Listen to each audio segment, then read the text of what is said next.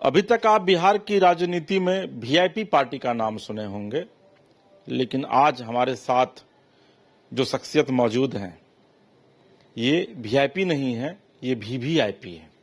तो आप अंदाजा लगा सकते हैं कि इस पार्टी का कितना महत्व है जिसका नाम ही वीवीआईपी हो। बहुत स्वागत है आपका प्रदीप जी। प्रदीप जी, वीआईपी और वीवीआईपी, पहले इस दोनों में अंतर आप समझाइए क्या है।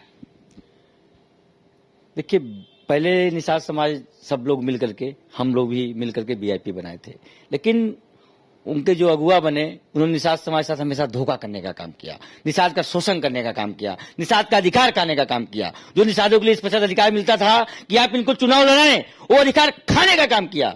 तब निषाद के यहाँ पूरे प्रदेश के बुद्धिजीवी लोग मिलके बोले एक नई पार्टी का उत्पादन किया जाए, तो नई पार्टी बनी विकास वंचित इंसान पार्टी। जो विकास से वंचित लोग हैं वो वीवीआईपी पार्टी विकास वंचित पार्टी के साथ जुड़ेंगे।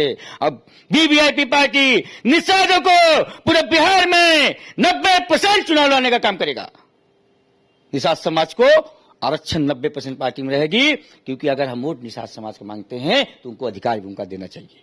प्रदीप जी, आपका आक्रोश यह बता रहा है कि आप वीआईपी पार्टी से बड़े दिल से जुड़े थे, क्योंकि कहा यह गया है कि जब किसी का दिल टूटता है ना तो फिर उसकी आंखों में लहू उतर आता है।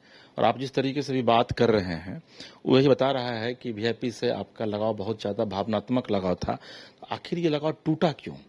देखिए, हम लोग बहुत ही गरीब समाज से आते हैं। हम लोग जिसके साथ जुड़ते हैं दिल से जुड़ते हैं, दिमाग से नहीं जुड़ते हैं।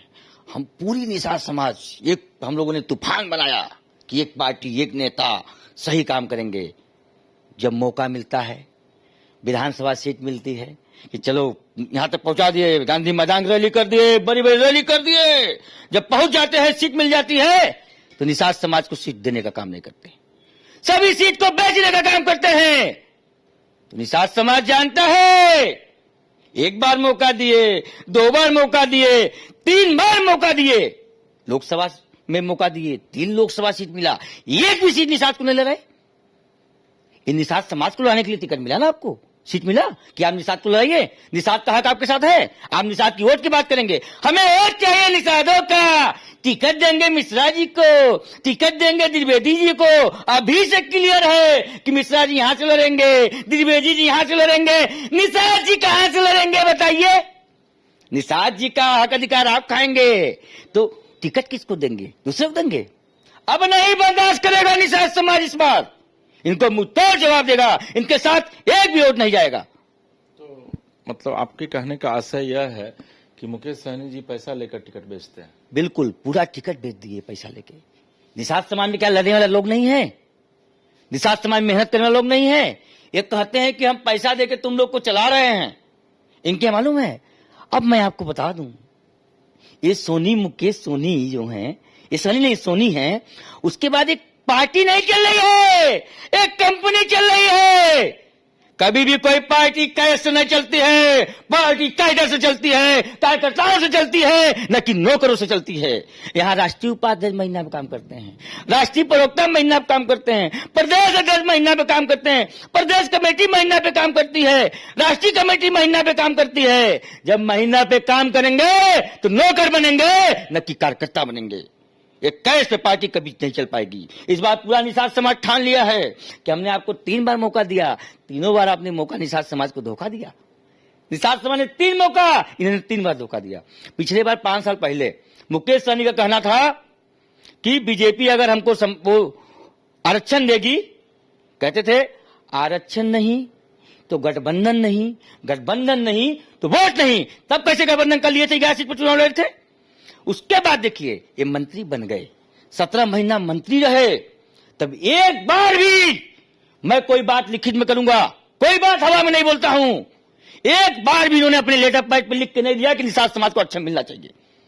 जब आप मंत्री रहे, अमित शाह के मित्र हैं, मोदी जी के बगल में बैठते हैं, तब क्यों नहीं लिख के दे दिया आरक्षण देने के लिए? उल्टा इन्होंने निषाद समाज का आरक्षण खत्म करने का काम किया। 1935 में जब अंग्रेज शासन हुआ करता था तो अंग्रेजों ने एक नियम बनाया था, आरक्षण दिया था कि मछुआ समाज को मत्स्यजीवी सेवक समिति में केवल मछुआ समाज के लोग रहेंगे। जब मुकेश सहनी मंत्री बनते हैं तो आर्डर निकालते हैं, इसको पोर्टल पे डालते हैं कि इसको सम्मान किया जाए, इसमें सभी जाति के लोग रहेंगे। तो बताइए मुकेश सहनी आरक्षण खाने का काम किए कि नहीं किए? अगर मैं झूठ बोल रहा हूं, कागज नहीं झूठ बोलेगा, जाके एक बार चेक कर लीजिए आप, मैं झूठ बोल रहा हूँ। हम आरक्षण पे बात करेंगे आपसे। आप जिस तरीके से बता रहे हैं कि इनके यहाँ जितने भी लोग हैं वो नेता नहीं है, वर्कर नहीं है, बल्कि एम्प्लॉय हैं, तो क्या यह माना जाए कि मुकेश सहनी पार्टी कम और प्राइवेट लिमिटेड कंपनी ज्यादा चला रहे हैं? बिल्कुल, ये प्राइवेट लिमिटेड कंपनी है जहां गाली से वर्करों के साथ गाली से बात कर सकते हैं आप। जब कोई कार्यकर्ता किसी का गाली नहीं सुनता, चाहे प्रधानमंत्री हो, चाहे मंत्री हो, चाहे कोई हो, इनके यहाँ नौकर पाला गया है। ये मुंबई में काम करने वाले नकली आदमी, ये फिल्म सेट में काम करने वाले, नकली सब्जी, नकली खाना, नकली बिरयानी, नकली सेव, नकली केला, नकली घर, नकली पार्टी बना लिए, नकली आदमी भी है, असली सहनी नहीं है, ये नकली सहनी है। इनसे आप मांग लीजिए इनका पेपर, पूरे परिवार का, इनका बेटा बेटी के पेपर मांग लीजिए, उसमें सोनी लिखा होगा। पूरे देश में कोई निषाद समाज का व्यक्ति सोनी नहीं लिखता है, सहनी लिखता है, सहानी लिखता है, मल्ला लिखता है, केवल लिखता है, बिन लिखता है, रखवा लिखता है, माझी मझवा लिखता है, लेकिन सोनी केवल मुकेश सोनी। तो इनकी जाति पर सवाल खड़ा कर रहे हैं। हम गलत कर रहे हैं, उनका पेपर मांग के देख लीजिए। अगर प्रदीप मिश्रा गलत कर रहा है, पेपर मांग के देख लीजिए। चाहे आप मछुआ समाज का पेपर लिखा के देख लीजिए, वहां इन्होंने आरक्षण खत्म करने का काम किया, और चाहे इनका पूरा पेपर लिखा के देख लीजिए, इन्होंने सहनी है कि सोनी है। मैं गलत बोल रहा हूँ? प्रदीप जी, ये तो अक्सर कहा करते हैं मुकेश सहनी की भाई, अभी हाल में भी इन्होंने बयान दिया था कि अगर प्रधानमंत्री मोदी जी इनके समाज को आरक्षण देंगे तो वो फिर से एनडीए के साथ चले जाएंगे। जो बात संभव नहीं वही बोलते हैं। जब ये 17 महीना मंत्री थे तब आरक्षण क्यों नहीं मांगे? मैं बोलता हूं, एक बार भी उनसे पूछ लीजिए, एक बार भी अपने मंत्री रहते हुए एक बार भी लेटर पैड पे लिख के दिए आरक्षण मिलना चाहिए नहीं मिलना चाहिए? पब्लिक के सामने आरक्षण दो, आरक्षण दो। आरक्षण गांव में नहीं मिलता है।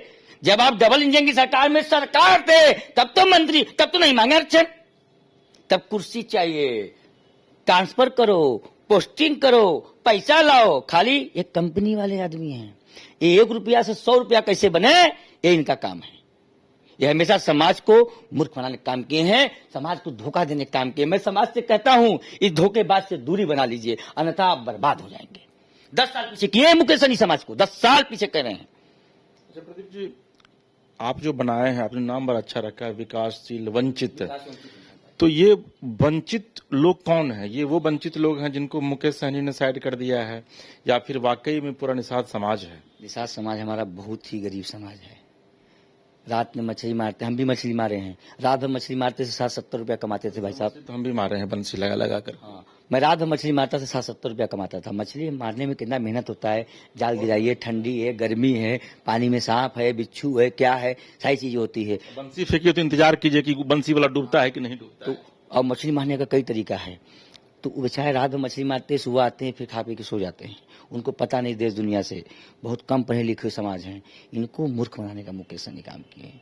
अब जो विकास से वंचित रह गए हैं लोग, उनको भी वीआईपी पार्टी मुख्य धारा से जोड़ेगी, चुनाव लड़ेगी, विधानसभा भेजने का काम करेगी, अपने आवाज को बुलंद करेंगे निषाद समाज के लोग, जो गरीब गुरबा। हमारी टीम पूरा काम कर रही है, एक एक बूथ पर 11 की टीम है हमारी।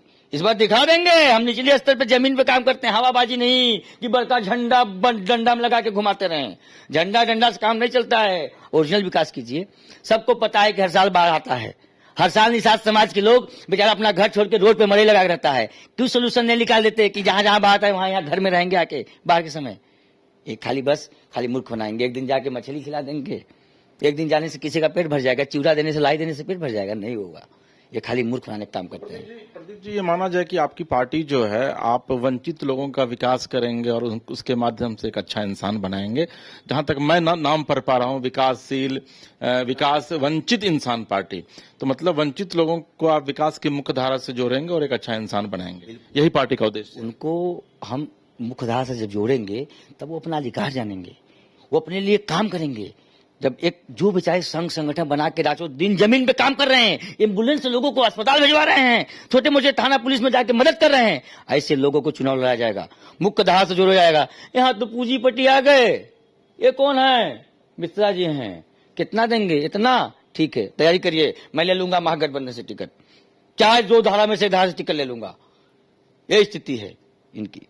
चलिए प्रदीप जी, हमारी पूरी शुभकामनाएं हैं कि आपकी पार्टी इस चुनाव में अच्छा परफॉर्म करे और आप लोग चुनाव जीत करके विधानसभा पहुंचे।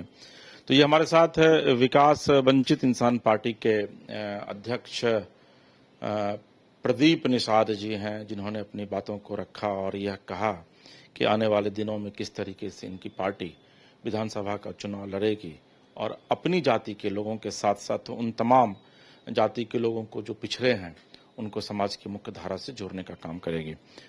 फिलहाल पटना से कैमरा पर्सन तापस के साथ इसके राजीव को दीजिए इजाजत और आप देखते रहिए न्यूज़ बाइस्कोप। नमस्कार।